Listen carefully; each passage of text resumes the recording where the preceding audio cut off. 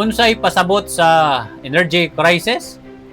Kay kung tan-aw nimo karon, murag na feel na nato siya. Ka journey, dili ni theory, dili ni prediction. Nahitabo na ni karon. Kabalo ka unsay akong nabantayan? Kung magpagasolina ka, murag kada semana, murag mas bugat na sa bulsa. Kung mamalit kag pagkaon, murag dili na pareha sa una ang presyo. Ug kabalo ka ngano?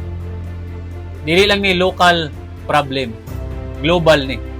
Karon natay ginatan-aw nga tensyon sa US, Israel ug Iran.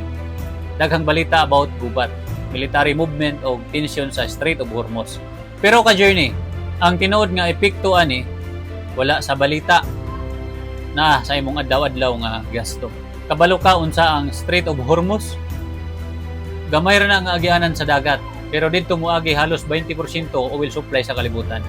Unya, kung naay tensyon dito, kung naay blockade, kung maapektuhan ang pag-agi sa oil, automatic musaka ang presyo ug mao na ang nahitabo karon.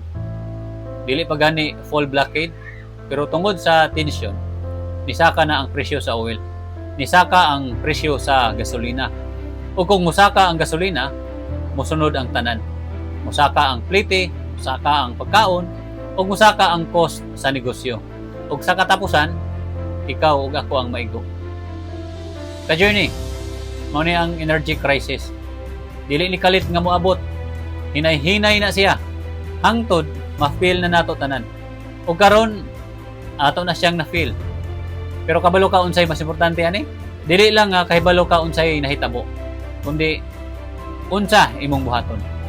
Kung investor ka ka-journey, importante kayo nga dili ka magpanik. Kay kung naay crisis, naagid na epekto sa stock market, naay stocks nga moubos kay mahal ang cost sa negosyo, naay sectors nga ma-pressure pero naay uban nga makabenefit pod. Mao nang ang smart investor dili mahadlok sa crisis, nag-andam na siya, nag-observe na siya og kabalo na siya mulihok sa sakto nga oras. Kay sa tinuod ka journey, dili tanan crisis loss, usahay opportunity pud na. Pero paminawa ni, bisan unsa pa ka maayo imong strategy kung wala kay control sa imong emotions, madalag hapon ka sa kahadlok. Mao ni ang pinaka-importante, ang imong foundation.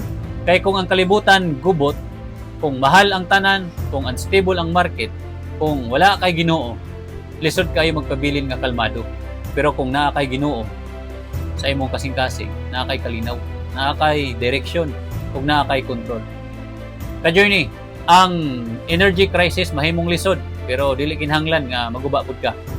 Pwede ka mag-adjust, pwede ka mag-andam, pwede ka mag-grow. Ug labaw sa tanan, pwede ka magsalig sa Ginoo. Kay sa panahon nga walay ka siguraduhan, ang pinaka-safe nga butang ang imong pagtuo. Pangutanan ako nimo, kung musaka pa gyud ang presyo sa tanan, ready na ba ka? Comment below, ready. Kung dili ka gusto ma-shock, kundi gusto ka mag-andam. Pero ka-journey, unsa man gyud ang pinaka root cause sa energy crisis o kinsa gyud ang pinaka maapektuhan ani? Episode 51 ta ugma.